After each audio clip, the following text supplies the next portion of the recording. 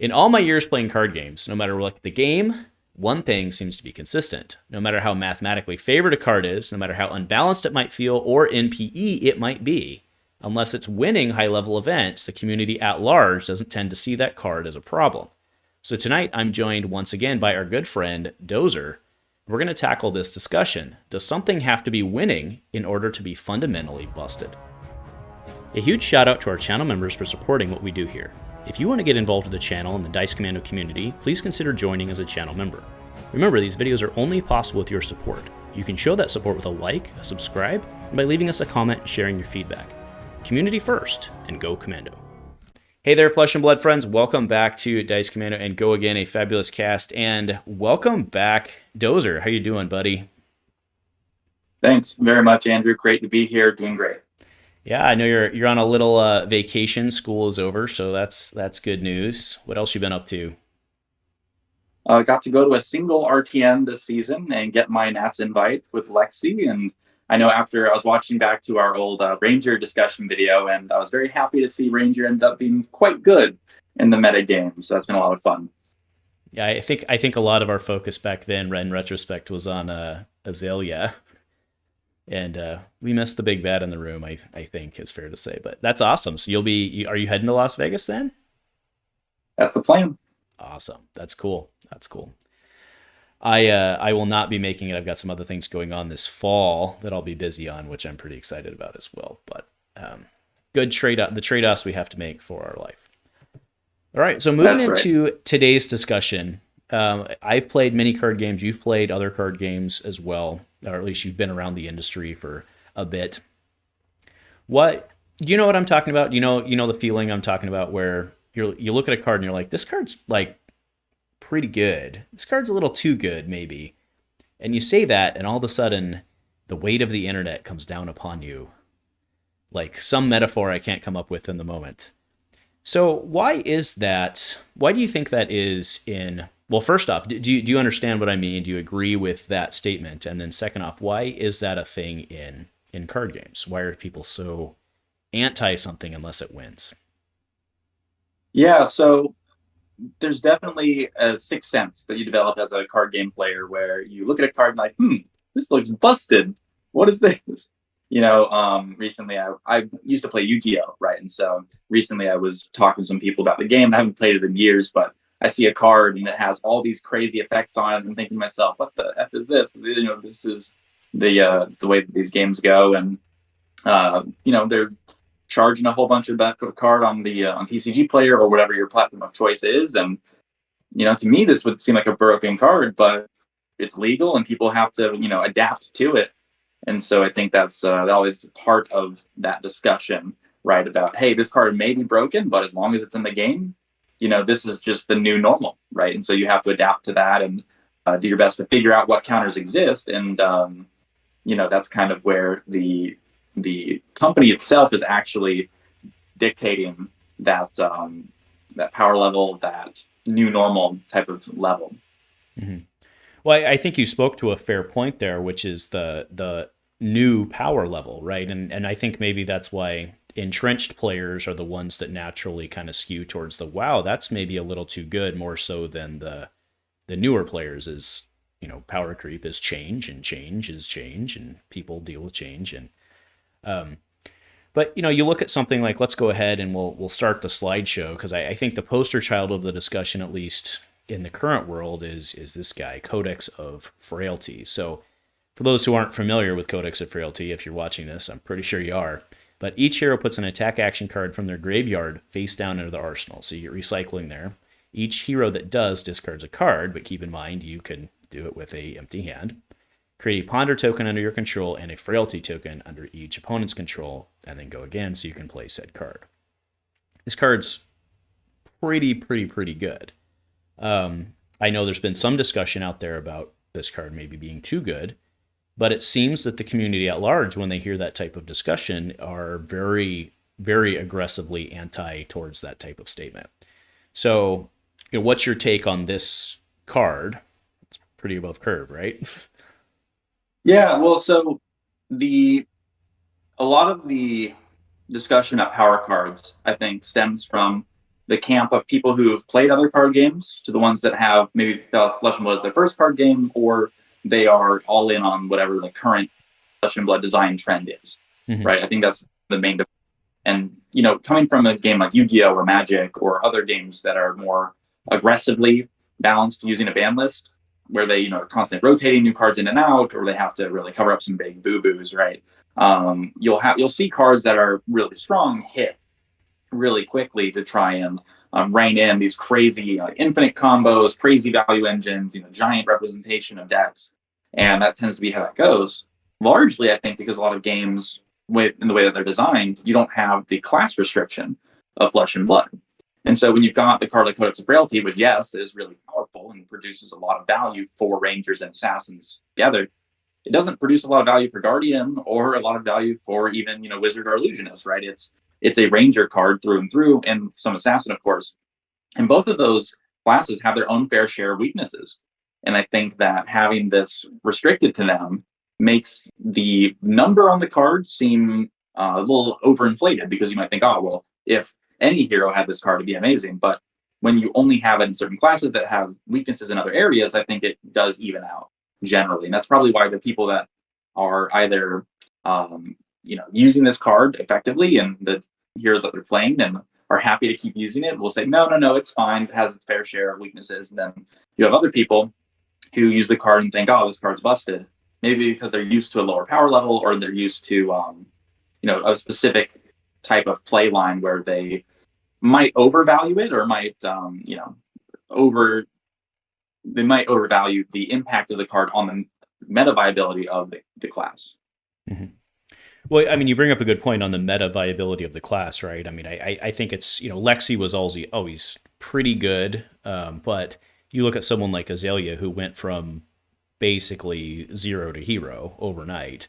Now, it wasn't 100% due to this card, but it's not a small amount due to this card.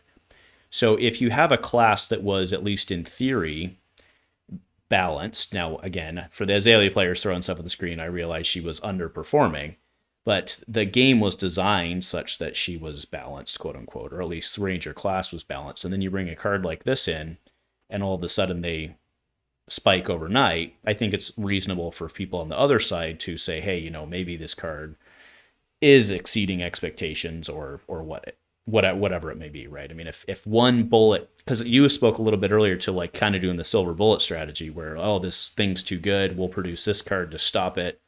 Well, then you have to produce a card to stop it. And the class system of Flesh and Blood seems to go against that philosophy overall, but then we have this. So yeah, I can see both sides of the argument, right? So how do you think the silver bullet argument fits into all of that? Yeah, so I think that Flesh and Blood as a game is not the type of game that you can really print silver bullet cards. You know, in a game where you draw a bigger opening hand and you hold cards in your hand for a long time, silver bullets make more sense, because you can either search them out of your deck, or you can hold on to them for the situation to arise where you actually need to use it. Whereas in Flesh and Blood, you can't leave a card parked in your arsenal all game. It's just not feasible, right? So I think that printing things that would demand silver bullets that are outside of the equipment or weapon slot is a dangerous thing in Fab, because it's just that much harder to play around those situations, especially if those cards that would demand a silver bullet kind of bring the game out of basically it would just create a situation that snowballs out of control before you can get the silver bullet. So probably should avoid stuff like that. Right, and it'll bring variability in, which people like in Blitz, but they don't like in CC, right? So yeah, I think in CC a big thing that drives people's enjoyment of the format is just that you have the consideration of, okay, what can I do on a 1-card hand, 2-card hand, 3-card hand, 4-card hand? You know, how do I set up the most value and trade off with my opponent's value? Not really playing around these big, huge spikes, because a lot of people's complaints about Lexi have centered around these Rain Razors, 3 of a kind, you know, big wombo combo turns, or the Mount Heroic Briar, or, you know, you name it, right? So avoiding those is probably good for the enjoyment of the game, Whether or not that's where LSS wants to go, it remains to be seen. Sure. Yeah, that's fair. That's fair. All right, moving on to our next card. So, the previous poster child for this, I think, was Rosetta Thorne, right? There's very little question that, well, for many of us, I should say anyway, there's very little question that Rosetta Thorne, coming in for 1 with 2 and 2, is pretty above curve. That said, it's got restrictions on it. So why, Rosetta has yet to be banned. Briar, it looks like, is not going to make it this LL season, so she'll be viable for a little bit again. So what about Rosetta Thorne, right? Why is something like Rosetta Thorne okay? Because it's clearly busted, but it's not winning. Well, so why? The funny thing is, if anybody wants to go back on my channel to around the time of U.S. Nationals 2021, I thought this card should be banned a long time ago. I actually quite strongly advocated for it to rein in some of the Runeblades at the time, because back then we had Chane, Briar, and Viserai all running this card when Runeblade had the most weapons available to them out of any class in the game. And so it just goes to show, right, that you have this card that comes out of nowhere.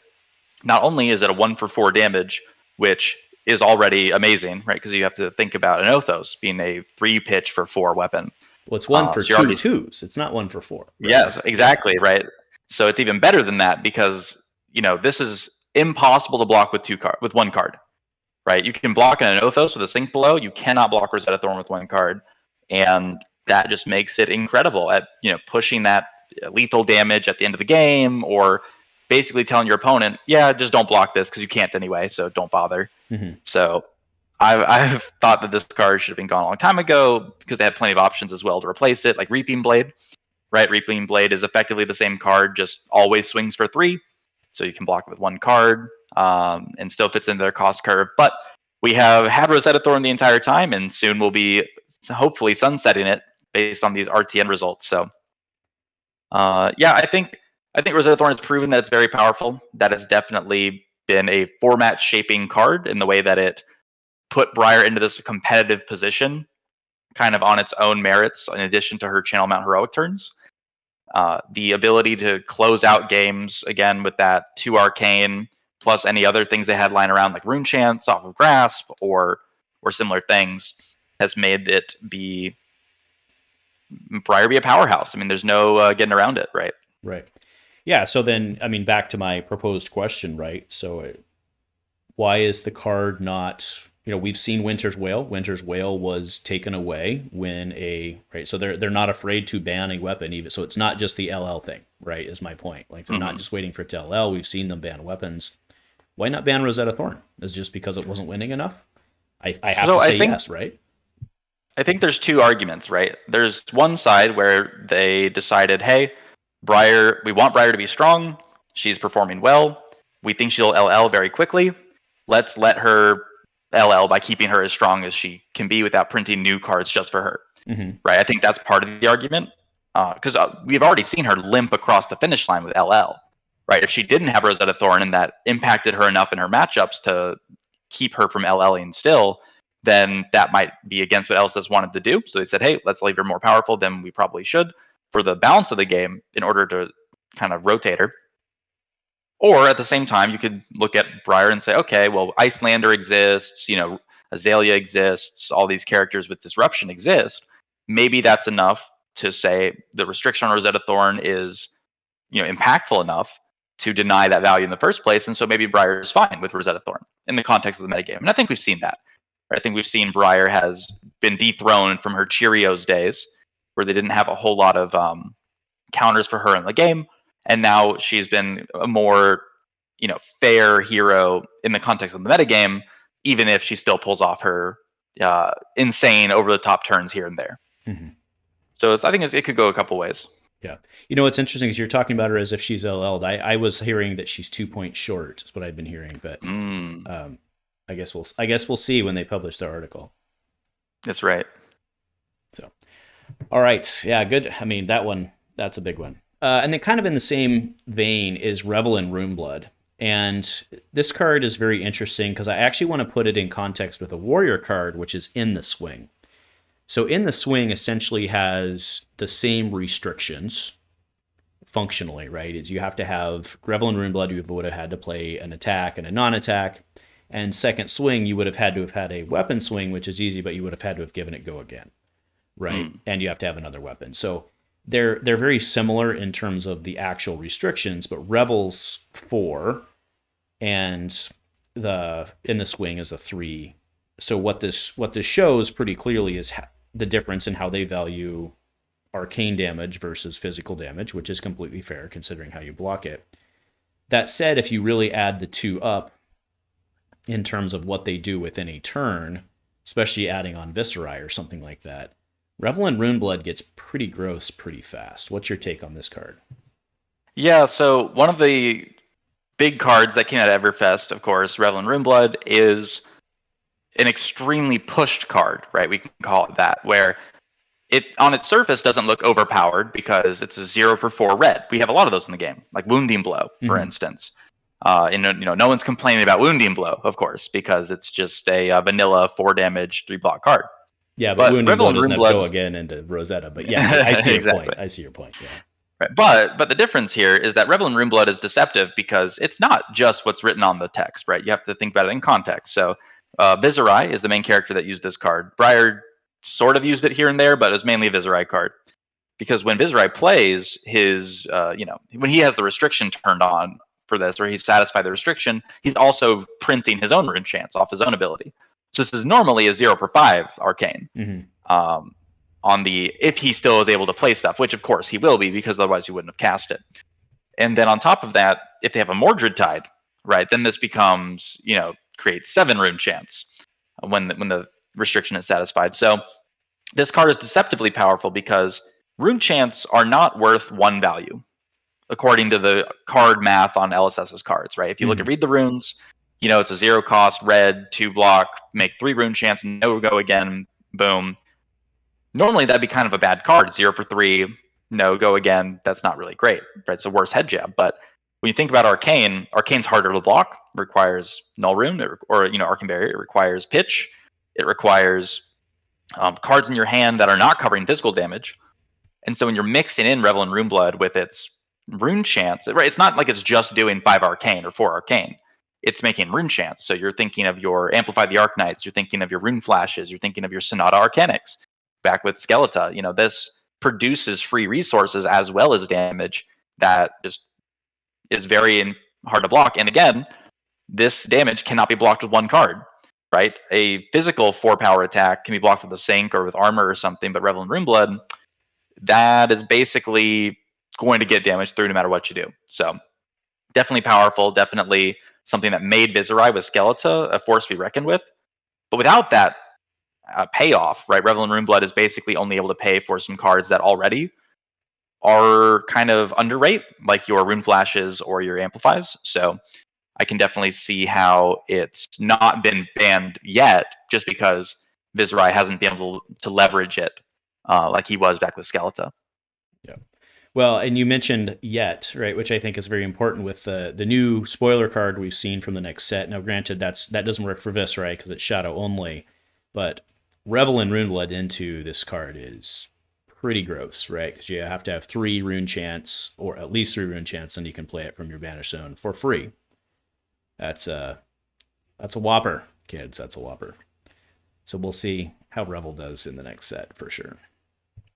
Definitely seems like a good Vin set card. All right, so here's the next one up, which is Valiant Dynamo, and I know my warrior brethren and sisterhood and such are really angry at me about putting this one up, but I'm a warrior player. I love Kassai. I think this card's probably too good. Valiant Dynamo, right? So if you've swung 2 or more times with a weapon, you can remove the -1 counter from Valiant Dynamo.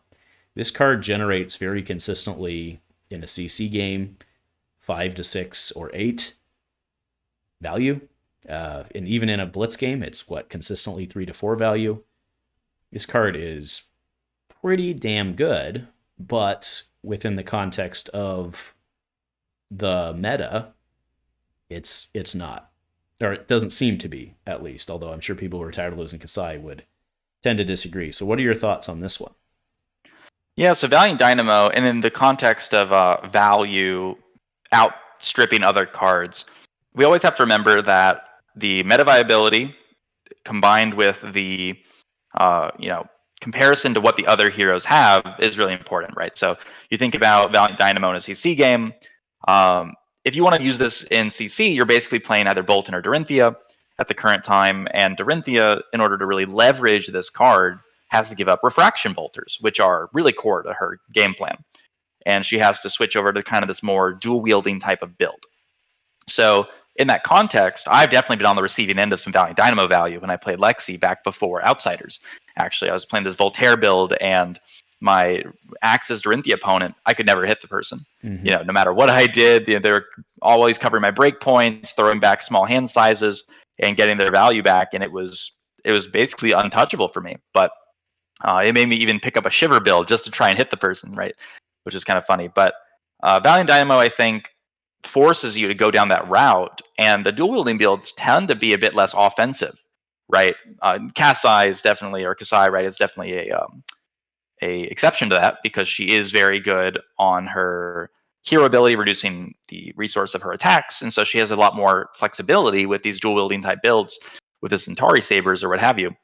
But in CC, you're basically playing Dorinthea or Boltyn, and the dual wielding builds for those tend to be kind of lower damage than their either Lumina combo type style, or the Raiden, or maybe even the.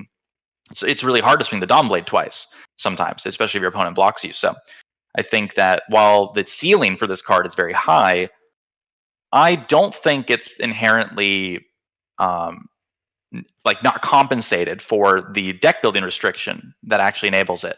Maybe if we see a warrior that can put out really aggressive damage with two-handed attacks, two one-handed attacks, I think we might see that change. But I think for now, at least in CC, it seems to be about where it needs to be. But in Blitz, it can definitely be probably a core part of what makes Kassai so good. Right. Oh, for sure. Yeah. For sure. All right, next up, you can speak to this one directly. So this is Voltaire. Voltaire is a very, very, very strong weapon. But without it, does Lexi work? Probably not, or certainly not the way she plays today, right? So what are your thoughts here? So Voltaire is a fantastic weapon. It used to enable Lexi to fire multiple arrows that were fused before in a turn, but because of the cost structure of the ice fuse arrows, it wasn't really that viable to overwhelm somebody with Voltaire value. Now that we have the Outsiders arrows that are a lot more zero costs, like something like Drill Shot, or the newer types of one cost like the Infecting Shots, combined with the resources and consistency of 3 of a kind and things like that, even Falcon Wings, and the power of Boltyn Shot now. Voltaire is definitely a core reason that Lexi is so powerful as an aggressive, proactive deck. I don't think it's inherently overpowered on its face, though, because you have to have a card in hand to pitch and a card in hand to attack with, and you translate one resource into 1 damage or 1 resource into go again on a card that's generally, you can't play it from hand on its own. So I think that inherently Voltaire's core value lies in the ability to shoot 2 arrows a turn, and obviously that's very powerful. But I think that the main reason we're seeing Lexi so powerful now is because her arrows are just stronger, right? Infecting Shot, producing the Blood Rot Pox, creates a lot of value, and so on. So I don't think Voltaire is inherently overpowered. I think that a lot of the value Lexi's seen comes from her new arrows that are just being made even better by Voltaire. But if Voltaire is gone, I don't know if Lexi can really hang with all the cool kids on the block. So yeah, I mean, we've seen some decks doing okay in Blitz, like a Shock Charmer's Ice build. Actually, it's a pretty cool deck. But I think in CC it wouldn't work. Now, you do bring up a good point, though, or an interesting point, in terms of how the creep has made, because I guess that's one of my fundamental points on these cards that are overvalued. They're the ones that start to shine later when we do see creep, right? And to your point, we've got all these new arrows that they're just flat out good, have great on hits. As we start to see that creep, these above curve, right, whether they're broken or whatever you want to say, right, these cards that are above curve, they start to shine. And I think Voltaire is a great example of that obviously the data's there. it wasn't fundamentally changing much in the game until she got more tools. So how do you account for that as a game designer, or within the argument that we're making or not this evening, of dealing with creep, right? So something's okay because it's not winning, but then later on when it starts winning, then it's a problem, right? Does you see what I'm saying, right? It doesn't change the fact that the card is still the card. Yeah, I think in the overall context of, if something is pound for pound stronger than another option, just on the raw numbers, but it's not winning, or it's not in a archetype or class, right, that can be this dominant meta threat, I think that Voltaire is exactly the type of card you'd want to have in that spot, right? It's only available to Lexi, so you can hit things that are uniquely powerful to Lexi, like Three of a Kind, for instance, which would, without Three of a Kind, Voltaire is still good. It still enables a lot of the same abilities for a go wide ranger, which we can't otherwise really get, with Azalea and even Riptide being more focused on like a tall arrow and maybe some generics like Ravenous Rabbles, things like that. And so having a go wide ranger is really cool. And I think that as long as the play pattern and the ability to dump more resources is constrained by, hey, maybe Lexi shouldn't have access to giant hands off of Three of a Kind. Maybe, now that her card quality is so much higher. Because back in the past, when you had Three of a Kind, you would draw a lot of ice cards that you couldn't play. And so that was a really big restriction that, sure, you could dump it into Shock Charmers, but it definitely didn't let you draw into 3 arrows, load 2 arrows, use your Quiver of Rustling Leaves to get a 4th arrow with Bullseye Brace. You can just kind of go nuts now. So with Lexi performing well, do I think that she's overpowered? Her win rate data would suggest yes, right? She's been kind of crushing it. But I think there's a lot of counterplay to her still left to explore. So I think LSS is probably going to see what happens. With Dusk Till Dawn coming out, we don't know what's really going to happen to the metagame, right? Right. Yeah, that's fair. Yeah, and the next B and S is, July 5th, right? Is that right? Something around that. So yeah, because I think if you hit Voltaire now, right, even if it is overpowered, let's say it is overpowered. Let's say that it's too good with all the new cards and it wasn't a problem, but now it is. Even if it is a problem, like we were saying with Rosetta Thorne, banning it now, what does it accomplish? Right. Right. And so I finding the agree right with that. window for that is really important too. Yeah, I agree with that. Right. There's no real point to take action with the new set on the horizon. I would agree, unless they know something's coming. But yeah, fair enough. All right, so this is one of your cards. So Mirage Metamorph. So this is a 1/7 base Illusionist attack with Phantasm, and when it's destroyed, create a token that's a copy of an aura you control. So you had this on here as being pretty above curve. What are your thoughts here? Yeah, so if we think about the other Everfest attack actions for Illusionists that came out, we have things like Phantasmal Haze, we have things like the Celestial, it's Coalescence Mirage. So these are cards that give you a benefit when you pop them with Phantasm. So it's kind of like a concession prize, right? But the thing is, when Phantasmal Haze gets popped, you get 1 Spectral Shield. When Mirage Metamorph gets popped, you can get an Arclight Sentinel or a Genesis. These really powerful permanent auras that you can even play at instant speed to use Mirage Metamorph to kind of threaten these really crazy value swings. And it suffers not at all for its value of its attack power, where it's a 1/7 Phantasm card, which is perfectly on curve.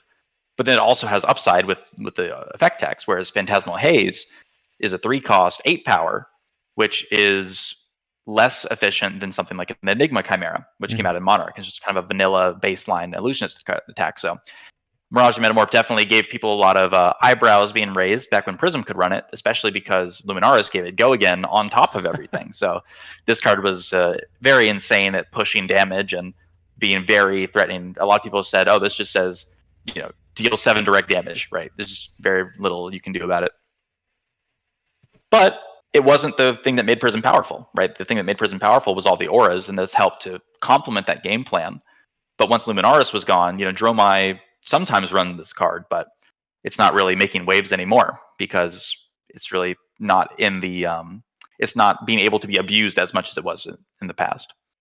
Sure. Well, let's see if we get more auras, although it does seem like we're going down the ally path, but we'll see. All right, next card you had is Swing Big. So this is pretty much a brute staple at this point. It's a 2 for 8. If you block it, they get a Quicken token, but otherwise, you're swinging 2 for 8. Yeah, this card is the definition, I think, and the perfect poster child of just because it's overpowered by the numbers doesn't mean it's broken, right? As we've seen in LSS's design, you've got some cards that are better than other cards, just in certain situations. Like Crippling Crush is fantastic, does a lot of really great things, and compared to a lot of other classes, they don't really have that same power. But it's a Bravo specialization. It costs 7 resources. It has its place in the game as kind of the spiky, big, signature move thing. Whereas Swing Big kind of fits into the same, place as well, where normally you'd expect a 2-cost red 3-block to attack for 6. Think of your, Brutal Assaults or even your Amnesia, like in the new set Outsiders. Mm-hmm. But here it's coming in for +2, but it has a quote unquote, and I say quote here, downside of if it doesn't hit, your defending hero gets a Quicken token. Now, what's funny about this card is that the downside here isn't really sufficient to cover the great upside of the efficiency of the attack. Mainly because, let's say I'm attacking Katsu with Swing Big. Katsu's going to have to give me at least 3 cards to block this. And then what are they going to use that Quicken for? Right? They already are going to go again off their Kodachis or their head jabs, so they're wasting the Quicken token, provides them 0 value. Or if I'm attacking Bravo, and he blocks out this card as well and gets the Quicken, has 1 card left in hand maybe. Well, then what's he going to do? Swing his Anothos and use the action point for nothing, right? Because he doesn't have another card to use for it. So normally what I've found with Swing Big is just that the Quicken token never actually matters because either they can use it already and are going to waste it, or they can't use it, so it doesn't do anything for them. But you just get a great above rate attack. Yeah, fair point there. I love this card. I think it's pretty well designed, but there's no argument that it's above curve, right? And I'll say one more thing, right? So Swing Big on its surface, right? It does premium damage. It doesn't really have a real downside, but Brute's not terrorizing the metagame. Right. Right? Brute has its own fair share of issues with Rhinar's, randomness of his discards, or the lack of ability to race kind of the aggro decks, like the Lexis or the Runeblades of the world. And then you've got Levia, obviously, with her own host of issues. So giving them stronger cards to compensate for their overall weaker kit ends up working out just fine. And no one's complaining about Swing Big right now. Mm-hmm. Yeah. Until we get Codex of randomness for our brutes in the Savage Land set. So, kidding, kids, kidding. All right, last one up. We saved this for last so we can get all the yelled at comments. So, Command and Conquer. If you don't know what this does, you're not playing Fab, kids, right? This card's, it's a fundamental card in Flesh and Blood, so it's hard to argue that it's busted because it's kind of set the stage for everything. But this card's pretty above rate, right? Oh, yeah. Yeah, Command and Conquer, I think everybody recognizes this artwork and has an emotional reaction to this card because it is just so impactful, right? Not only does it do premium 6 damage for 2 cost as a red, 3 block, pops Phantasm, you can always use it as a good blocker if you need to, but it has not only the destroy all cards in Arsenal, not just one, but all, if it hits a hero, but defense reactions can't be played to it either. So you have this really crazy utility of using this with Pummel, right? CNC Pummel is probably one of the strongest plays in the game because unless you have some kind of instant that reduces damage, like a Reinforce the Line or Oasis Respite, this is taking multiple cards and there's really nothing you can do about it. And yeah, Command and Conquer is overpowered in the sense of it's doing more on one card than most other cards get to do, but something has to be the gold standard, right? Something has to be this, has to occupy this space in the ecosystem of this is how you bust through defensive decks, right? This has existed since Arcane Rising. It helps you catch people's defense reactions out in Arsenal, or maybe a setup card if they're aggro. Because until we had a lot of our more recent cards, like our, Talisman of Warfares, we have our Hemorrhage Bores, we have our various Arsenal interacting cards, even the new Wreak Havoc, right? Mm-hmm. This was the only option. So it was by necessity the only way to deal with this. And so, sure, it was powerful, but you couldn't really ban it because everyone has it and everyone uses it, and well, pretty much, right? Yeah. So, well, let's be clear. They can't ban this card at this point, right? Right. I mean, right. they can't. that's not just because I It's have iconic. one. It's it would be a big deal. I mean, this is in many aspects. This is, I think, the Black Lotus of the game to a certain extent, right? Yeah, I don't know.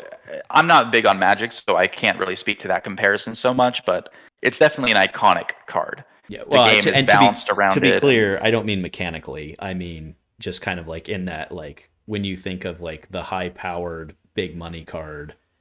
Big money is a bad example in this game, but when you think of like a functional card that just kind of, I don't know, that's just kind of I'm probably wrong. Let me know in the comments why I'm wrong. But But yeah, no, Command Conquer is fantastic, and the overall impact of it on the game is just, we're not going to see it banned, right, for various reasons, right? Like you say, it's iconic. People have invested into it. It's just a cornerstone of the game, right? You either adapt or you get run over. So. Yep.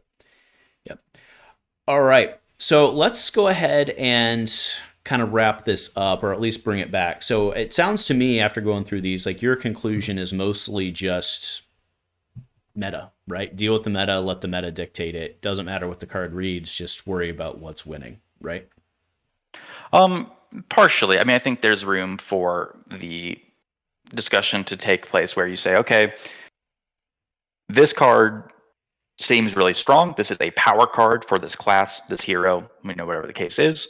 But is there counterplay to it?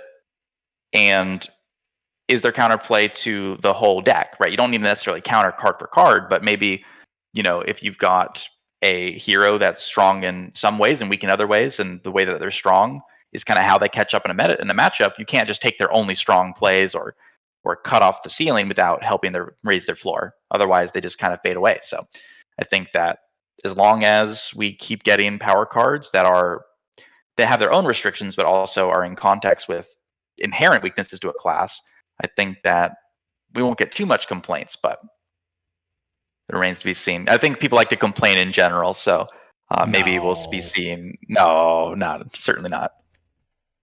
Yeah, I mean, there is the NPE factor, which again, NPE means different things to different people, right? Oh yeah, well, NPE, I guess I'm not familiar, or. Oh, negative play experience. Sorry. So, Gotcha. like a good example of that would be, what was it? It was Awakening, right? The one where, if you're down, all of a sudden you're not down anymore, right? Or if you're up, all of a sudden, So they basically banned that on the or at least what they said at the time was something akin to it punished you for playing the game, right? Mm-hmm. So to that extent, right, you have like for me, and again, this is where it means different things. I really like, for me, the drone Riptide deck in Blitz right now is just the worst, because it punishes you for playing the game, right? You try to do your thing and you get pinged, and you can't, so stuff like that is always interesting to me to figure out. But there's no way for everyone to quote unquote agree on that, and it doesn't matter because they're going to ban what they're going to ban anyway, right? But that is always an interesting factor to that of, if you have certain decks running around, it becomes an environment where new players don't want to come in, and it actually starts hurting your game from a sales standpoint. So you'll see them control things that way. Well, maybe. I don't know.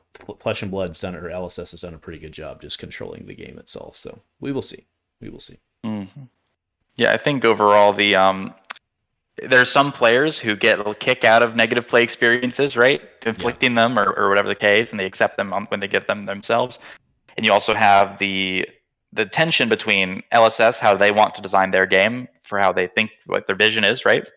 And you have the community, or at least the vocal parts, saying, hey, we don't like XYZ interaction. We don't like XYZ deck, And at that point, as a designer, who do you listen to? Do you listen to your own set because your own vision, because you know what's coming down the pike and you think you've got it figured out? Or do you just say, hey, give the people what they want, or at least what they say they want?